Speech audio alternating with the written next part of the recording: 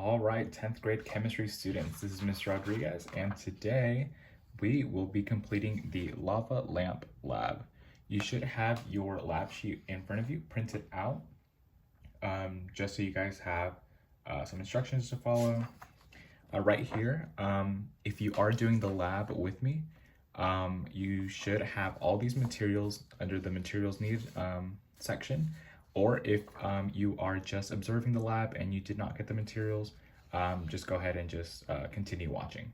So today for our lava lamp lab, we will need obviously our lab worksheet. We will also need a clear cup,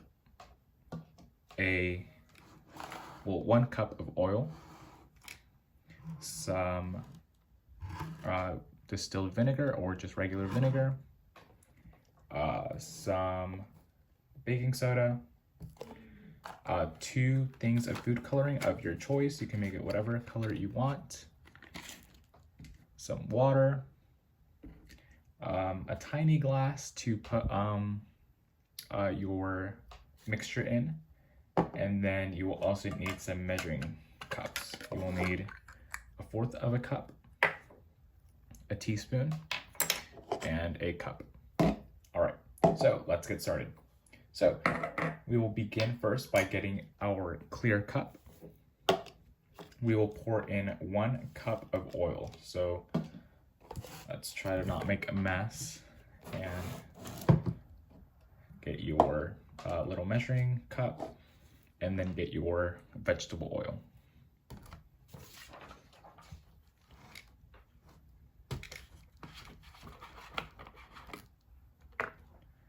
You want to make sure it goes up to the line that says 1. I don't know if you can see that, but it says 1.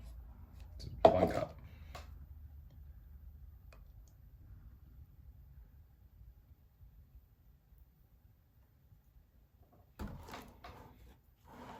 There we go. I have poured in exactly 1 cup.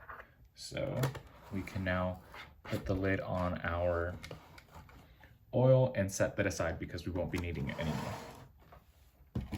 So you want to get your clear cup, and you want to pour your oil in. Make sure you get everything. There we go.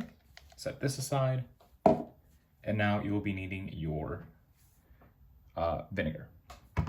You will unscrew the top and get your 1/4 cup of vinegar, and then be really careful not to spill. Also, this kind of stinks, so just be aware. So get your vinegar and then just pour it in. And you should see at the bottom that the vinegar and oil actually do not mix. They, because one is more buoyant than the other, you will actually see that bubbles begin to form at the bottom. So once you've got that, you can put your lid on your vinegar. And you will set that aside because you no longer need it. Now you will need, if you continue following on your directions, you will need to add in or create your solution. I'm sorry. You'll need your baking soda and your water. So get your tiny cup. Ask your parents for one of these. And go ahead and get your baking soda. Open up your baking soda and grab 1 teaspoon of baking soda.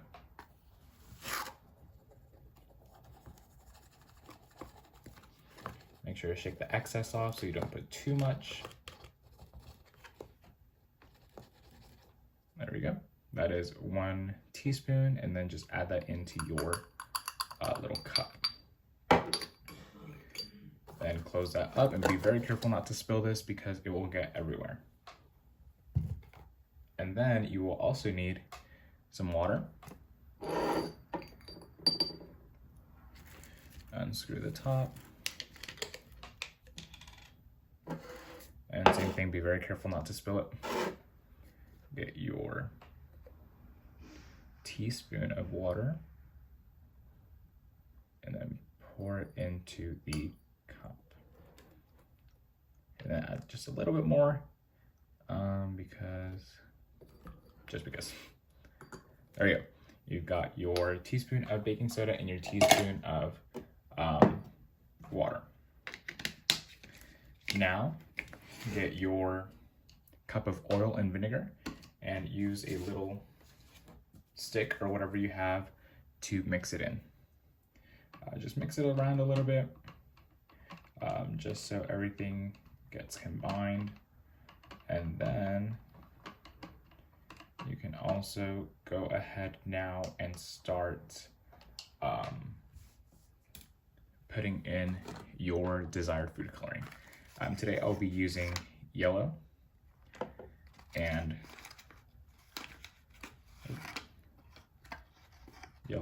blue, even though it already is yellow. So just go ahead and add however you feel is right. I did put directions on how many drops you need of a certain color, but you know, you don't really have to follow it unless you really want to make it exactly like I am. So now I'm getting my blue, put in about 3 drops of blue. You can see that the food coloring actually does not mix and it sinks down to the bottom.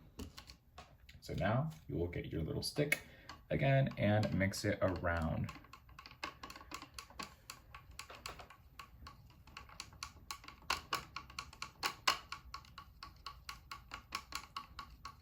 Now you can see that kind of is making like this ugly color. So I'm gonna go ahead and actually add in more food coloring.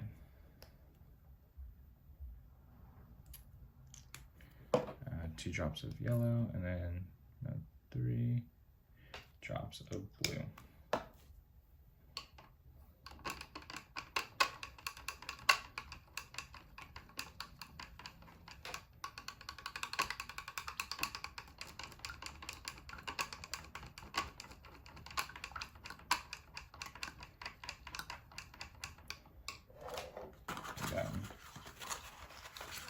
Here I'm gonna add some green. So I really want to make it green.